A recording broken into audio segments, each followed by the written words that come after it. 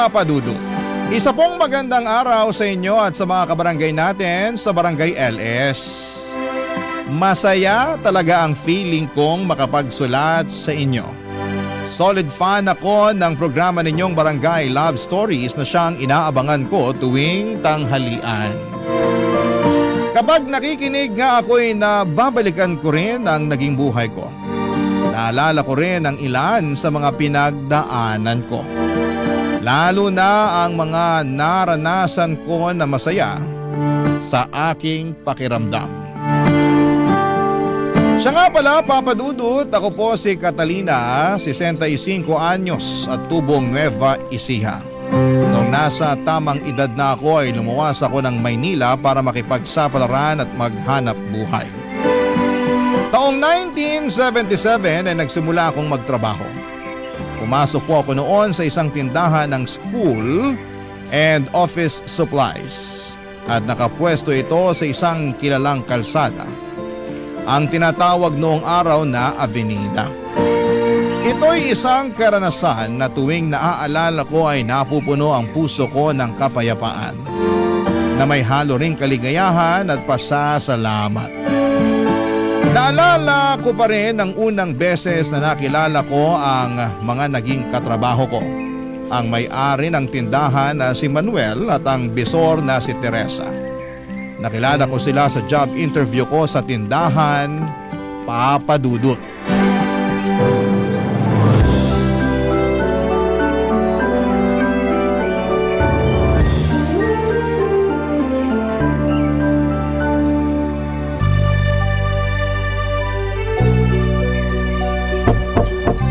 Pasok! Bukas yan!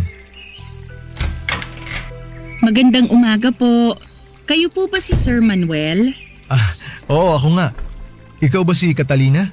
Opo. Sakto, tinitingnan ko ngayon tong biodata mo. Wapo ka. Bali ang ina-applyan mong posisyon ay cashier. Opo, sir. Base dito sa biodata mo, high school ang tinapos mo. Di kung tutuusin, ito ang magiging unang trabaho mo. Tama? Opo. Sige nga, Catalina. Ipakilala mo nga ang sarili mo sa akin. Ako po si Catalina, 18 years old, single, coming from the province of Nueva Ecija, Philippines. Kauna-unahang trabaho ko nga po to. Pero huwag kayong mag-alala, kakayanin ko ang mga gawain dito. Sabihin nyo lang ang kailangan at gagawin ko ng masinsinan ang anumang ibilin nyo sa akin. Gusto ko yung personality mo, ha? And also, I like the attitude. Positive at porsigido. Desidido akong magtrabaho, sir. Maganda yan. Saan ka nakatira ngayon, Catalina? Hindi naman ba malayo dito? Hindi ka naman mahihirapan papunta dito sa store. Tumutuloy po ako kasama ng mga kamag-anak ko sa Quiapo. Isang sakay lang po ng jeep at makakarating ako dito. Good, good. 8:00 ng umaga ang pasok, ha? Ayoko nang nalilate. Sige po, sir. Makakaasa kayo. Kamusta naman ang abilidad mo sa math? Sa math po? Marunong naman po ako magbilang. Plus, minus, times, divide. Kaya ko naman po. Paano ba yon? 2 times 2 equals 4. 2 times 3 equals 6. 2 times 4 equals 8. Marunong rin po akong pumindot ng calculator. Alam mo, gusto ko yung confidence mo, ha? I like you. Huwag ka masyadong kabahan. Tuturuan ka naman namin dito kung ano yung mga gagawin mo. Sige po. Ang gusto ko lang maayos magtrabaho. Ha? Pag may pinagawa sa'yo, gawin mo ang best mo. Ayusin mo ang pagbibilang ng bayad ng mga customer, pati na rin ang pagsusukli sa kanila. Pagkatapos nun, wag mong kakalimutan na iabot sa kanila ang resibo. At isa rin sa mga requirement dito sa store, dapat palagi kang nakangiti. Okay? Di ko po makakalimutan ngumiti, sir. Yan, ganyan nga. Alam mo naman siguro ang business namin, tindahan to ng school supplies at office supplies. Pagpasok mo pa lang, kitang-kita mo na yung mga nakadisplay, di ba? Marami nga pong mga items, sir.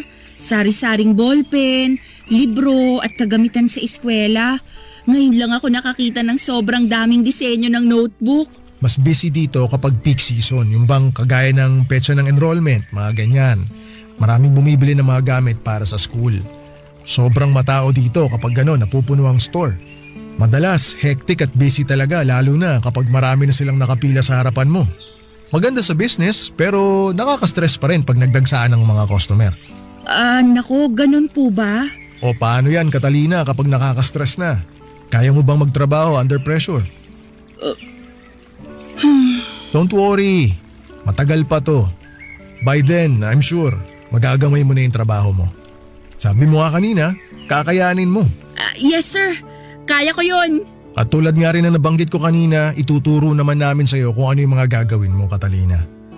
Marami ka ring mga staff na mga kasama rito, kaya mapaghahatian nyo yung dami ng customer pagka nagdagsaan sila dito sa store. Excuse me po, Sir Manuel. Dumating na po yung bagong stock. May pinapapirma po sa inyo.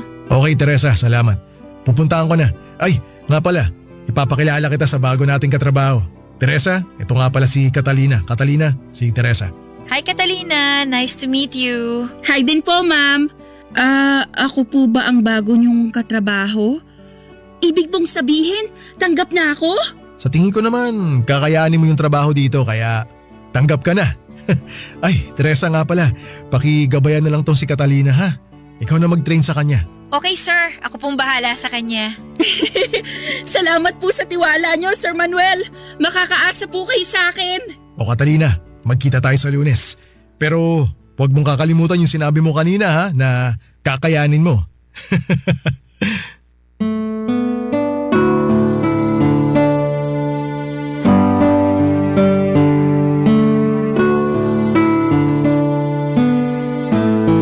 Papadudot ang laking tuwa ko noong nagpakita si Manuel ng tiwala sa akin at tinanggap niya ako para sa kanyang store. Bitbit ang pag-asa ng panibagong yugto sa aking buhay. Inasikaso ko ang mga requirements bilang new hire at inayos ang iba pang mga kailangan para sa trabaho. Naalala ko pa noong nagpasukat ako para sa uniform ko, Papadudot. Nagpunta pa ako sa underpass sa ilalim ng Claro M. Recto Avenue, kung saan ay may hilera doon na puro mga mananahi. Marami kasing eskwelahan sa dakong yon ng Maynila kaya maraming paggawaan ng uniform at kaya rin may mga tindahan ng school supplies kagaya ng pinasukan ko. Pagsuot ko ng work uniform at pagtingin sa salamin ay nakaramdam ako ng pagka-proud sa sarili ko. Malinis tingnan ang suot ko at mukha kong profesional.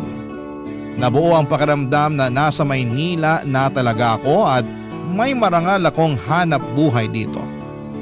May pagkakabalahan akong bago na siyang hakbang rin na ikagaganda ng buhay ko.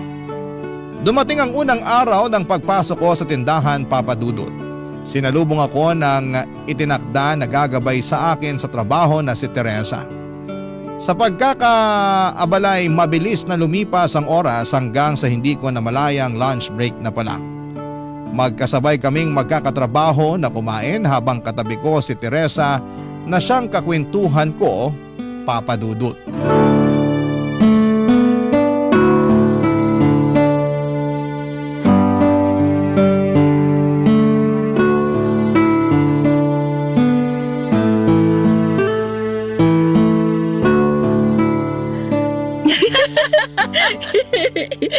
Ay, naku Catalina, kanina ka pa humahalakak dyan ha. Nakakatawa kasi yung katrabaho natin. Hindi ko mapigilan ang tawa ko. Pwede na siyang maging komedyante. Mukhang madali rin siyang pakisamahan. Ay naku, pag nakilala mo pa yung ibang mga katrabaho natin ng mas malalim, makikita mo na bawat isa sa kanila maayos makisama. Mababait ang mga yan. Halos parang pamilya na rin ang turingan namin dito. Wow! Sana makasundo ko rin kayong lahat. Oo naman! Balang araw, magiging ka-close mo rin sila. Masaya dito.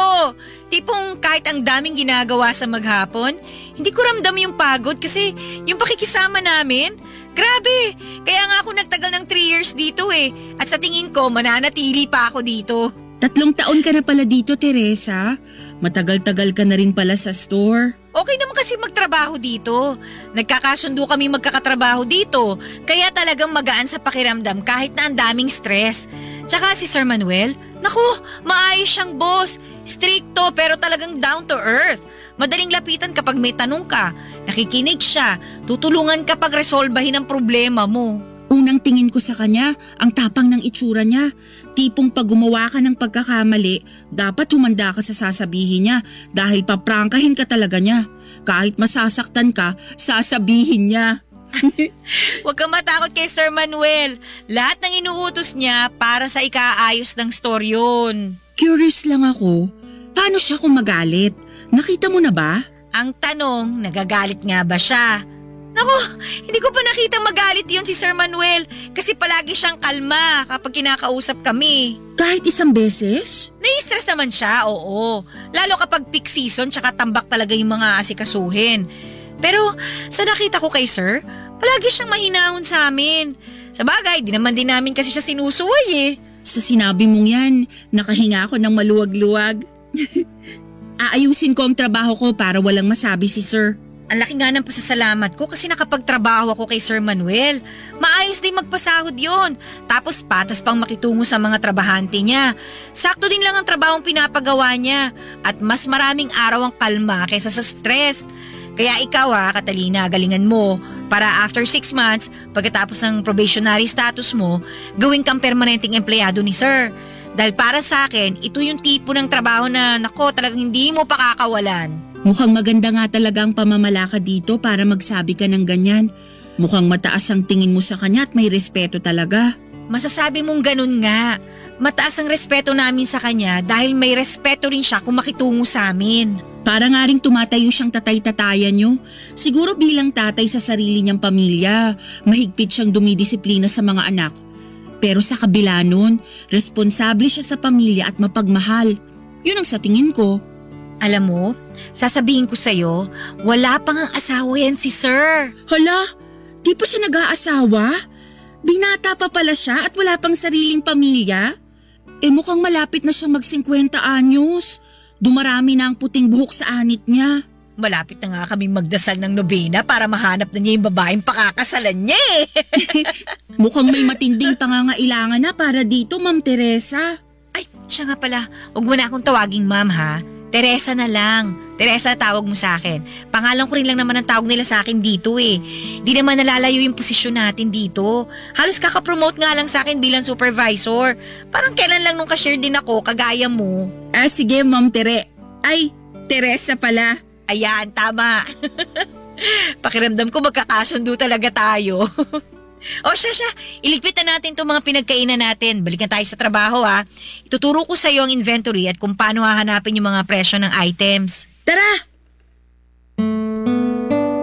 Papadudot sa paglipas ng mga araw sa tindahan ay mas naintindihan ko ang aking trabaho. Itinuro sa akin ni Teresa ang mga gawain sa trabaho at hindi siya naging madamot sa kanyang nalalaman. Nanibago man ako noong una pero paunti-unti kong nagagamay ang mga responsibilidad ko. Hindi naman pala mahirap ang trabaho kapag nasanay na sa ginagawa dito. Nakahalubilo ko lang lalo ang aking mga katrabaho at gaya nga ng sinabi ni Teresa. Hindi nagtagal ay gumaan ang loob ko sa kanila. Halos araw-araw ay nagtatawanan kami. Naging close din kami ni Teresa at halatang nag-i-enjoy din siya sa madalas naming tsikahan. Iba talaga kapag kwela at masayahin ang palagi nating nakakasama. Dahil nakakahawa ang positibong pananaw nila sa buhay, papadudot. Naramdaman ko noon ang pagiging komportable sa pinapasukan ko. Naintindihan ko kung bakit nagtagal si Teresa sa pamamasukan sa tindahan. Masarap sa pakiramdam ang naging trabaho kong ito. At nang mga panahong yon ay hinahangad ko ang pagpasok sa tindahan araw-araw. Ngunit sa kadahilan ng hindi ko akalain, ay may tutuldok pala sa kapayapaang ito, papadudot. May malalabag pala akong kalakaran sa loob mismo ng trabaho na siyang lalabag din sa kalooban ng aking katrabaho na si Teresa, papadudot. Barangay Love Stories. Barangay Love Stories. Lumipas ang panahong yon ng matiwasay. Pagkalipas ng ilang buwan ay nasanay ako sa routine ng trabaho ko. Kung noong simula ng pagpasok ko ay maya't maya ang pagtanong ko kay Teresa, Sa katagalan ay mas nagagawa ko na ng independent o mag-isa ang trabaho ko. Tulad ng sinabi ko sa interview ko ay ginalingan ko nga, Papa Dudut. Nakarating din sa akin mula sa mga katrabaho ko ang obserbasyon ni Sir Manuel sa akin bilang baguhan. Approve si Sir Manuel sa performance ko at thumbs up daw ako sa kanya na talaga namang ikinatuwa ko. Inaayos ko noon ang trabaho ko, Papa Dudut, kaya inakala ko na wala akong makakaharap na malaking aberya. Ngunit sa lungat sa ninanais ng lahat ay may nagawa akong lubos na ayaw ng boss namin na si Sir Manuel. May naging issue ako tungkol sa paghawak ko ng kaha.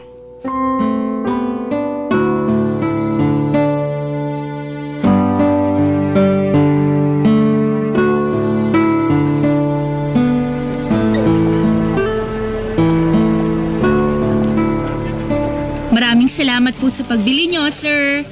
Ito po ang sukli nyo. Sa susunod po ulit. Next po. Hello, ma'am. Ito na po ang mga bibili nyo. Buo po ang pera nyo, ma'am. Baka po may barya kayo. Wala po.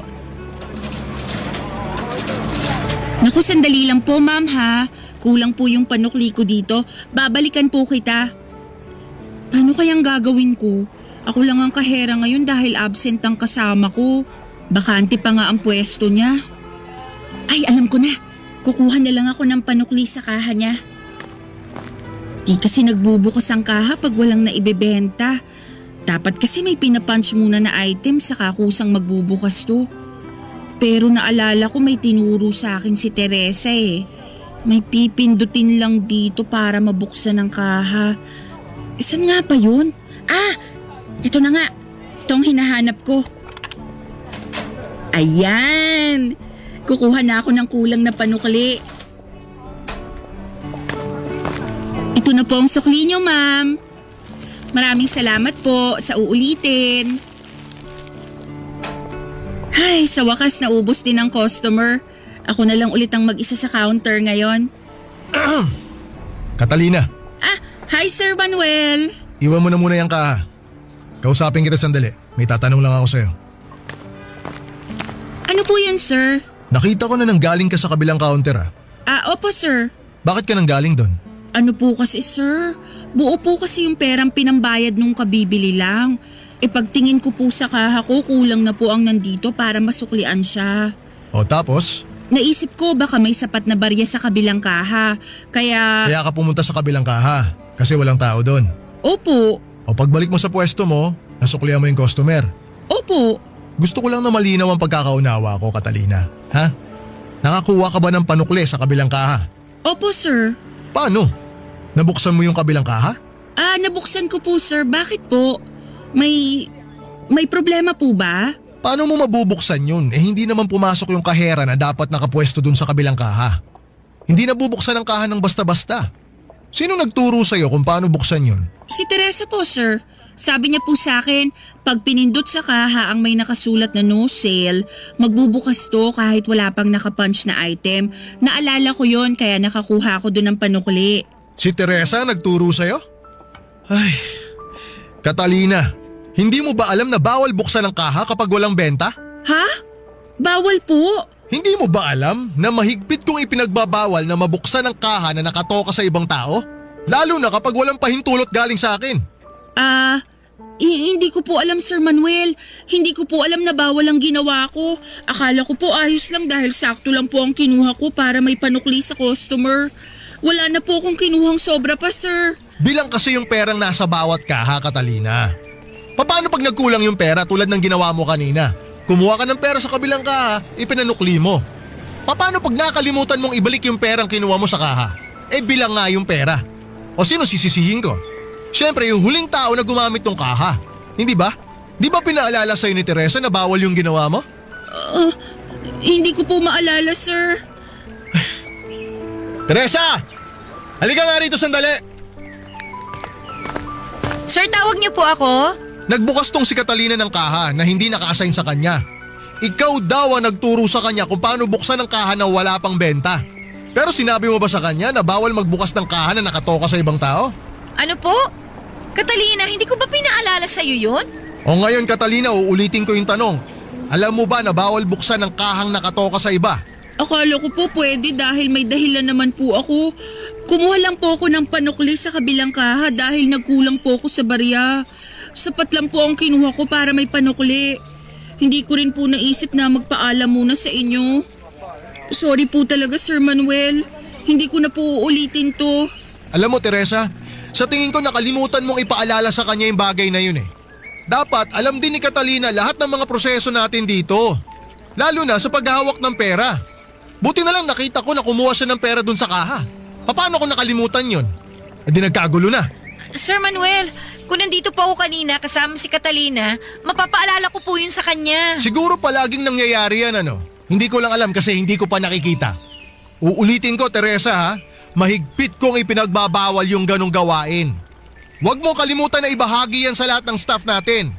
Ikaw ang supervisor dito, kaya dapat hindi ikaw ang unang sumusuway sa mga patakaran ko. Hindi ko naman po alam na… Magsilbing warning to sa inyo ha, Teresa.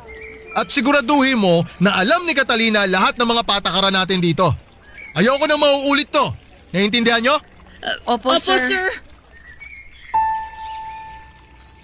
Papadudot, mula noong nangyari ang insidenteng ito ay naging mainit ang mga mata ni Sir Manuel sa aming dalawa ni Teresa. Yun bang kinailangan namin na muling patunayan ang sarili namin sa kanya? Naging mahigpit din po lalo kay Teresa si Sir na lubos niyang ikinayamot. Dahil sa mga nangyari ay kapansin-pansin na nagbago ang pakikitungo sa akin ni Teresa.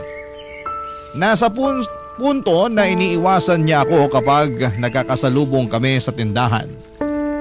Kapag sumisenyas o kumakaway ako sa kanya kahit bahagyang ngiti, ay hindi niya ipinapakita sa akin, Papadudot. Dinidedma lamang niya ako.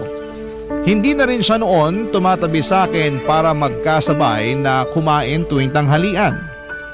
Higit sa lahat ay iniiwasan na niya noon na tumingin sa mga mata ko na parang hindi kami magkakilala.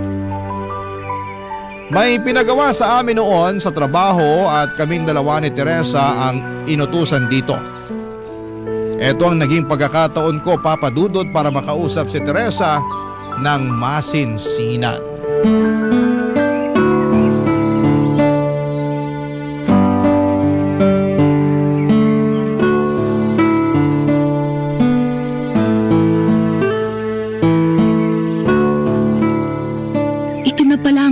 Items.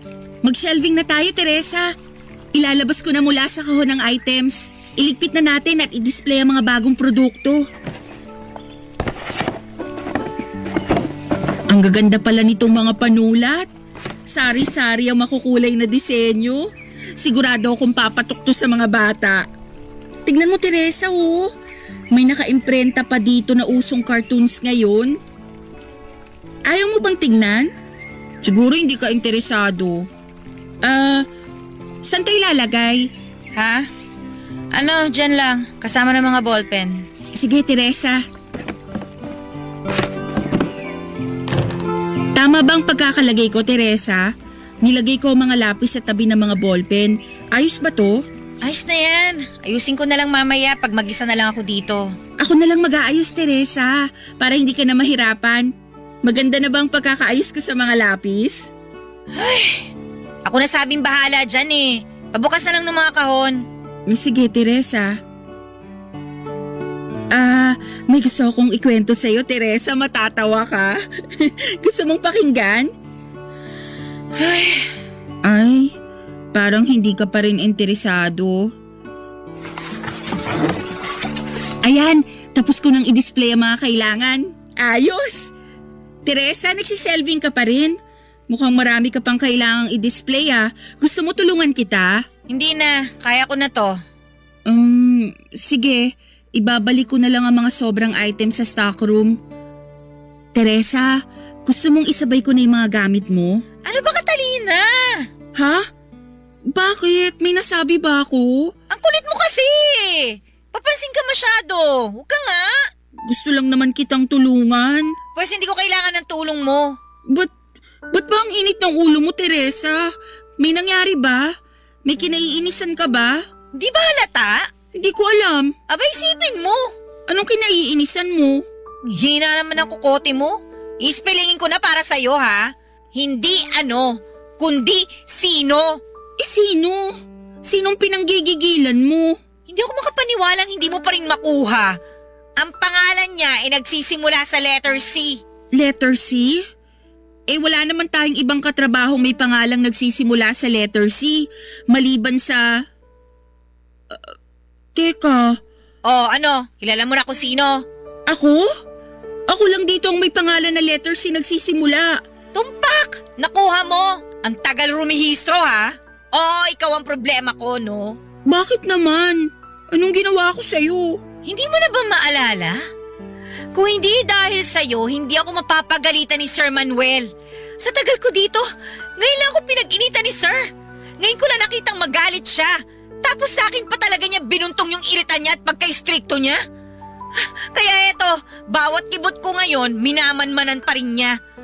Kung tratuhin niya ako ngayon, kala mo hindi ako marunong sa trabaho ko eh. Hindi naman ako kagaya mo, no? Ito ba yung tungkol sa pagkuha ko ng barya sa ibang kaha? Yung pinagsabihan tayo parehas ni Sir dahil bawal pala yun? Teresa, hindi ko naman sinasadya yun eh. Huwag ka na magdahilan. Wala namang magagawa yung mga pagpapalusot mo eh. Basta tuwing nakikita kita, umiinit ang ulo ko. Ayoko nakikita ka o nakakasama ka. Kung pwede lang na huwag ka nang pumasok sa trabaho na to para hindi na kita makita ulit eh. Magiging masaya pa ako pag nangyari yun. Di ko naman gusto yung nangyari nun. Hindi ko naman alam na dahil sa ginawa ko ay magagalit si Sir Manuel, lalo na sa'yo. Teresa naman, intindihin mo rin naman ako. Kung alam ko lang na aabot sa puntong to, sana hindi na lang kita pinakisamahan. Ikaw na nga ang tinuruan ko eh, ako pang dinamay mo sa sarili mong pagkukulang. Sino ka ba dito? Baguhan ka pa lang ah, gumawa ka na kagad ng eksena. Pinahamak mo pa ako. Ang sakit mo naman magsalita, Teresa. Nakakasakit ka na ha? Sana hindi ka na lang natanggap na magtrabaho dito. Pahamak ka talaga. Ayoko nang kausapin ka. Umalis ka na lang dito sa tindahan at huwag ka nang babalik pa. Maraming araw ang lumipas na ganito ang sitwasyon namin ni Teresa Papadudut. Malayo sa dati na maligaya ang samahan naming dalawa. Naging mabigat sa loob ko ang pagpasok sa trabaho araw-araw. Naging komplikado dahil sa sama ng loob na nararamdaman ni Teresa para sa akin. Naiilang ako noon kapag nagkikita kaming dalawa sa trabaho.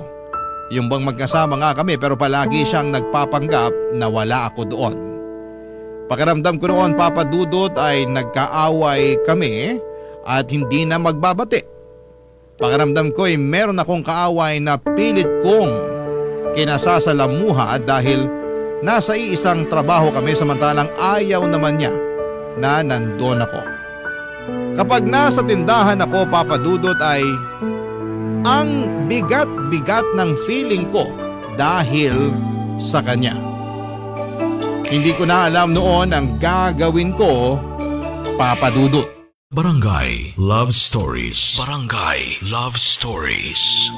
Papa Dudut, dumating sa punto na nahihirapan akong kumbinsihin ang sarili ko na pumasok pa sa trabaho. Dahil ito sa sitwasyon namin ni Teresa. Tuwing umaga ay hirap akong gisingin ang katawan ko na para bang labag sa akin na bumangon. Haharapin ko na naman kasi ang isang araw na kailangan kong pakisamahan si Teresa. Sa isip ko noon, kapag pumasok ako ay mararanasan kong muli ang malamig na pagtrato sa akin ni Teresa.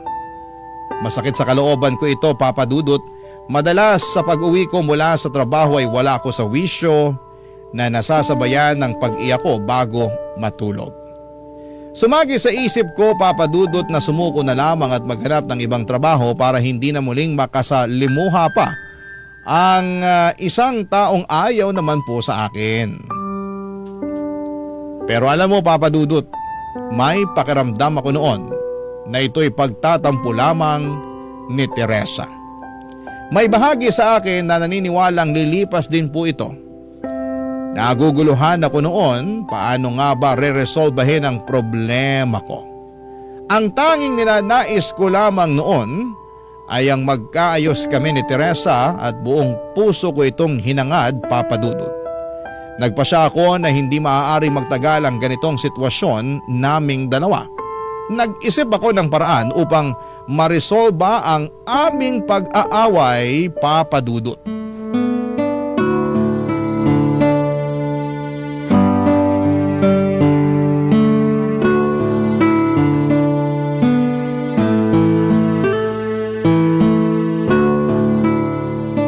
Magandang umaga po, Sir Manuel. Magandang umaga, Catalina. Yan ang gusto ko sa'yo eh. Lagi mong inuunahan yung shift mo. Lagi kang maaga kapag pumapasok. May iiwan lang sana ako sa loob ng office para po kay Teresa. Kay Teresa? Wala pa siya eh. Pero siguro maya-maya lang nandito na yon. Yun nga po, may sorpresa po kasi ako para sa kanya. Kaya sinadya ko pong dumating ng mas maaga ngayon para hindi niya ako maabutan. Yung sorpresa mo ba para sa kanya eh, yung hawak mo? Opo sir, iwan ko na lang po sa lamesa niya habang wala pa siya. Pwede ko pong puntahan yung pwesto niya? Oo naman. O sige, ilagay mo na sa pwesto ni Teresa yan. Banda ron sa bintana para madali niya makita yung mga bulaklak. Ngayon ko lang nalapitan ang pwesto ni Teresa. Ang ganda naman ng pagkakaayos niya sa mga nakadisplay sa lamesa niya. Iniwan ko na po yung regalo, Sir Manuel. Salamat po sa inyo. Nako, walang problema. O paano? Mauna na muna ako sa'yo ha. May mga aasikasuhin pa kasi ako ngayong umaga. 8:00 na. Ayan na si Teresa, parating na siya.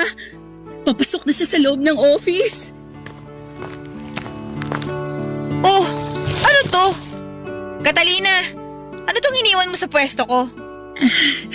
Nagustuhan mo ba? Ba't ka nag-iwan ng isang kumpol ng mga bulaklak sa lamesa ko? Tuwing dumadaan ako sa office, lagi kong napapansin ang pwesto mo, Teresa. Sa ibabaw kasi ng lamesa mo, may paso na palaging may sariwang bulaklak. Tumatak na sa isip ko na mahilig ka sa mga bulaklak. Nitong nakaraan, nakita kong lantanay nasa paso mo. Kaya para mapalitan mo na to ng bago, naisipan kitang bigyan ng bulaklak. Bakit mo naman naisipang gawin yun? Di mo naman kailangan gawin to para sa akin, no? Tingin ko kasi matutuwa ka sa regalong to. Nagdala ka ng isang kumpol na puting orchids. Nagtataka lang ako kasi hindi ko naman naalalang may nasabi ako sa'yo. Paano mo nalaman na mahilig ako sa orchids? Talaga? Paborito mong klase ng bulaklak yon? Hindi ko alam yon. Nagkataon lang na yun ang dinala ko. Nagandahan lang ako sa kanila. Nakakaloka ka talaga. Nahihiya na tuloy ako sa pagtataray ko sa'yo. Ang salbahe ko sa'yo. Alam ko rin naman na hindi mo sinadya ang gulo pero ewan ko ba? Nadala kasi ako ng sama ng loob sa nangyari eh. Nako, naiintindihan kita Teresa. Pero tapos na yun. Ang mahalaga, gumaan na ang pakiramdam mo. Kasi habang magkasama tayo sa iisang lugar, may pagkakataon para resolbahin ang anumang problemang namamagitan sa atin. Basta't gugustuhin, palaging may paraan. Hangad ko talagang magkaayos na tayo. Ganong kahalaga ang pagkakaibigan natin para sa'yo? Oo naman, Teresa. Ang saya mo kayang kasama. Sobrang namimiss ko na yung kulitan natin. Sabik na akong bumalik tayo sa dati nating pagsasama na puro tawanan lang. Bale, nagustuhan mo ba yung sorpresa ko para sa'yo? Hindi. Ha? Kala ko ba mahilig ka sa orchids? Hindi dahil doon. Baka akala mo lang kasi na okay na tayo. Hindi pa tayo bate, no? Bakit naman? May hindi ka pa sinasabi sa akin eh. Na ano? Yung kung saan ang galing itong mga niregalo mo sa akin ng mga bulaklak. Saan lupalop mo ba ito nadampot? Gaganda ah.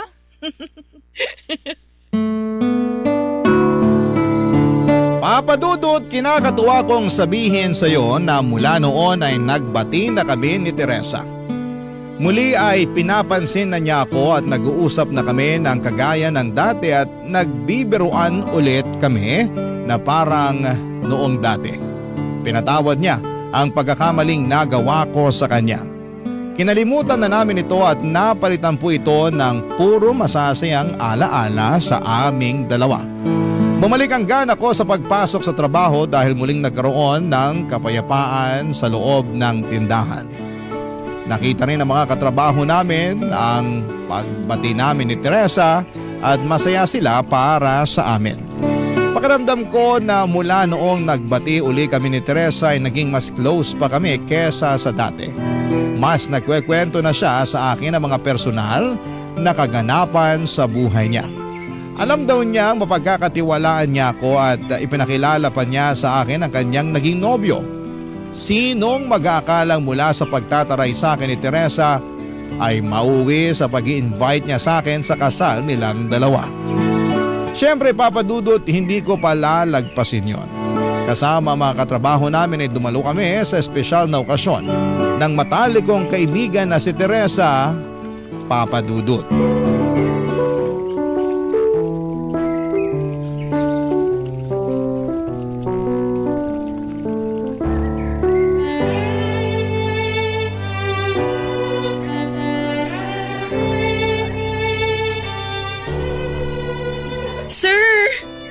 Sir Manuel! Catalina! Oh, kasama mo na pala lahat ng mga staff natin dito sa simbahan. Magandang umaga sa inyo ha. Magandang umaga. Kayo pong huli na dumating, sir. Di bale, hindi naman po bawal malit. Nakakahiya nga kay Teresa. Sobrang nalita ko. Maupo ho kayo, sir. Dito po oh. Bakante po dito. Salamat. Mukhang kanina pa nagsimula yung seremonya. Nakakahiya talaga kay Teresa. Pero pagpasok mo dito sa simbahan sasalubungin ka kaagad ng halimuyak ng mga bulaklak. Napakabango. Ang bango-bango nga po dito eh. Ang garbo po ng mga display. Isang selebrasyon talaga. Pinuno nila ng mga bulaklak ang entrada, pati sa gitnang aisle at sa mga pasilyo. Ang alam ko kasi mahilig talaga si Teresa sa mga bulaklak. Sinabi niyo pa, sir. Yung office namin sa store, lalong gumaganda sa loob dahil sa mga dinadalang bulaklak ni Teresa.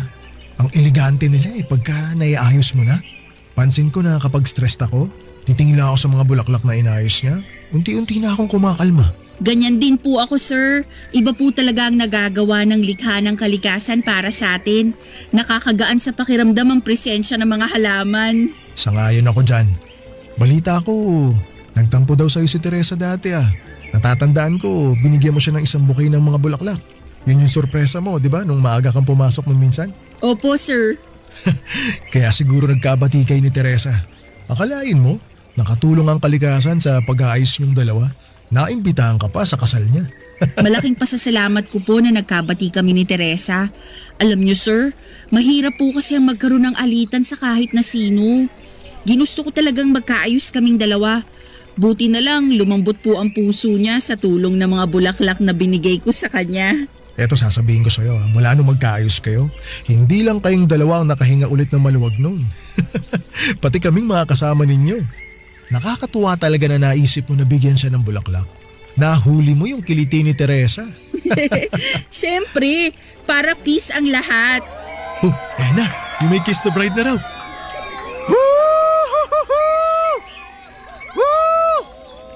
Ay, ayan na sina Teresa. Palabas ng bagong kasal.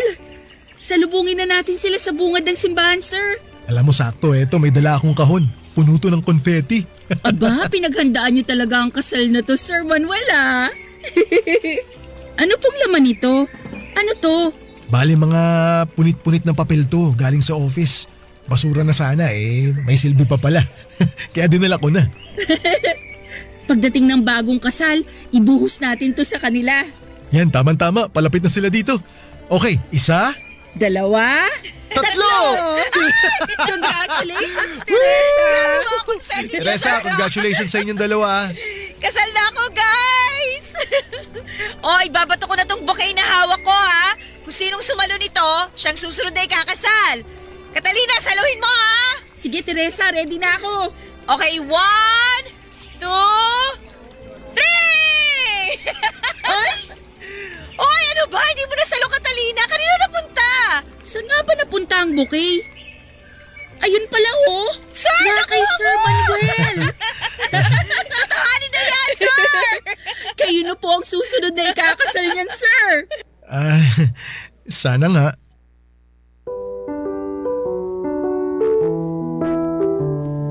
Papadudot mula ng kinasal si Teresa ay hindi nagtagal ay nakahanap nga si Sir Manuel ng babaeng mamahalin. Balita ko ay nagkatuluyan si Sir Manuel at ang nakilala niya, Papa Dudut, at nagbuo sila ng pamilya. Sa katagalan ay nagkanya-kanyang landas kami ni Teresa. Pinagtuunan na namin ang sarili-sarili naming pamilya. Ngunit sa matagal na panahon mula noon ay nanatili ang komunikasyon namin. Kapag may bakanting oras ay nagagawa naming mag-tsikahan sa telepono, nag-uusap na katulad lamang noong nasa trabaho pa kami. Sa ganitong paraan ay parang magkasama pa rin kami sa aming mga karanasan bilang mga nanay at sa pagpapalaki ng aming mga anak. Hindi ko inakala noon na magiging ganito kalalim ang pagkakaibigan namin ni Teresa kahit minsan ay nagkalamat sa aming dalawa. Mula sa taus-pusong kagustuhan kong magkaayos kami ay nabiyayaan pa kami ng higit pa dito. Ang tunay na pagkakaibigan na panghabang buhay. Papa Dudut, totoo na ang mabuting pakikisama sa ating kapwa ay parang bulaklak na maaaring mamunga ng labis pa sa ating inaasahan. Hanggang dito na lamang po ang kwento ko, Papa Dudut. Maraming salamat kung sakaling mapili po ninyo ang sulat ko para sa programa ninyo. I love you. Love Stories. Barangay Love Stories. Nakakaantig naman talaga ang ating kwento. Ikaw ba, kabarangay? Nakarelate ka ba sa story natin ngayon? Kwentuhan naman tayo dito sa comment section. Nagustuhan ng iyong napakinggan? Ituloy yan via live stream sa www.gmanetwork.com/radio.